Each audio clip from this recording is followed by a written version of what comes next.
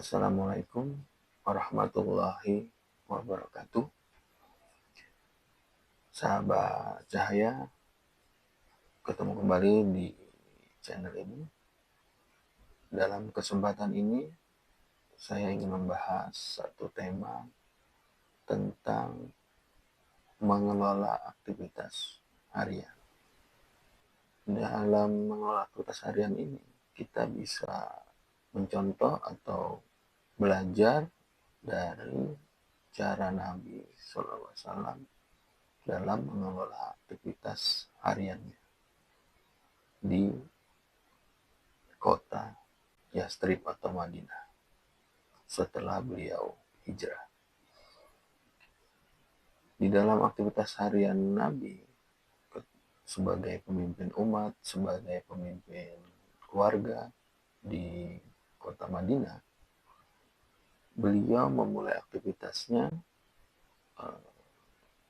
dengan memimpin sholat subuh berjamaah. Selanjutnya, setelah itu sholat duha. Lanjut lagi, beliau biasanya mengecek aktivitas transaksi jual beli di pasar sampai setelah dari pasar, beliau menjenguk sahabatnya yang sakit pada hari itu.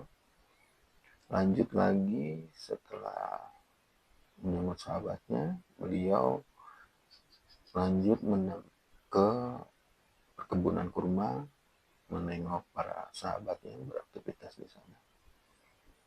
Lanjut lagi, setelah dari kebun kurma, beliau kembali ke masjid untuk memimpin sholat zuhur berjamaah. Setelah beliau memimpin sholat zuhur berjamaah, beliau menengok keluarganya di rumah. Setelah itu, tidak lama dari situ, beliau kembali lagi ke masjid untuk menerima tamu yang datang ke Madinah. Selanjutnya, setelah menerima tamu, beliau memasuki waktu asar, beliau memimpin sholat asar berjamaah. Dan setelah itu, Nabi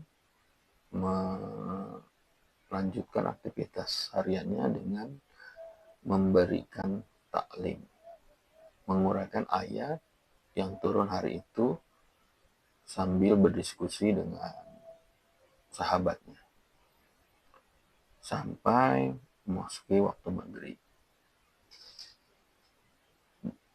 Ketika waktu maghrib, aktivitasnya selanjutnya adalah memimpin sholat maghrib berjamaah. Setelah itu, beliau mengajak para sahabatnya atau sebagian sahabatnya untuk menikmati makan malam bersama, sambil juga di selama makan malam itu beliau masih menerima tamu yang datang untuk menemui beliau. Setelah itu, sholat isya berjamaah dengan para sahabat. Setelah selesai sholat isya berjamaah, Nabi menengok para sahabat yang tinggal di lingkungan masjid, yaitu Ashabus Suffah, para sahabat yang tidak memiliki harta. Nabi sangat menghormati mereka dan menanggung makan minum serta tempat tinggal mereka. Dan Nabi juga sering menghibur mereka atas kesabaran mereka akan membawa mereka ke surga. Dari seluruh aktivitas hari itu, terakhir setelah selesai semua, Nabi beristirahat. dan dimulai lagi setelah beristirahat. Sebelum waktu subuh beliau sudah kembali ke masjid. Begitu seterusnya aktivitas harian Nabi di Madinah sebagai gambarannya. Dari situ kita bisa ambil pelajaran atau ibroh buat kita sendiri dalam memimpin keluarga, memimpin umat, bagaimana kita mengelola aktivitas harian kita, seperti bagaimana Nabi mengelola aktivitas harian. Nabi mengajarkan kita untuk banyak berdoa, namun Nabi juga mencontohkan bahwa doa tidak cukup untuk membangun umat. Doa harus diiringi kerja nyata dengan teladan dari pemimpin. Nah, inilah yang bisa kita contoh dari aktivitas harian Nabi. Betapa runtutnya, betapa banyaknya, padatnya aktivitas beliau. Selain beribadah, juga mengecek aktivitas ekonomi, aktivitas sosial, kehidupan yang lainnya, dan seterusnya. Yang ini bisa menjadi contoh buat kita bagaimana ke depan di era yang sekarang ini, abad ke-21 ini, tantangannya akan semakin rumit, lebih rumit dari kehidupan Nabi di Madinah ketika itu, dengan pesatnya perkembangan teknologi di era modern ini. Jadi kedepannya kita selain banyak berdoa dan terus